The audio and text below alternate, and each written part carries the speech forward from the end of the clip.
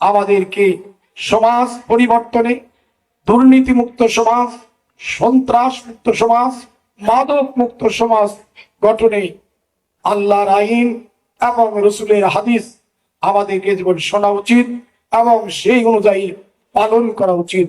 আমরা যদি এরকম তাফসীর মাহফিল থেকে, আল্লাহর কোরআন এবং রাসূলের হাদিস থেকে শিক্ষা নিয়ে আমল করতে পারি, তাহলে মহান রব্বুল আলামিন আমাদের ইহকালে এবং পরকালে মুক্তি দিবেন। আমি দোয়া করি আমরা মহান রব্বুল আলামিন আজকে আমরা এই আলোচনা সভা থেকে, এই কোরআনের তাফসীর থেকে যে আলোচনা শুনবো, সেই আলোচনা যেন আমরা আমল করতে পারি, এবং আমরা আমল করতে পারলেই আমাদের পর আখিরাত এবং দুনিয়ায় শান্তি আসবে। মহান আল্লাহ রাব্বুল আলামিন আমাদেরকে সবাইকে আমল করার তৌফিক দিন, এবং ভবিষ্যতেও এইরকম জালসা অব্যাহত থাকবে।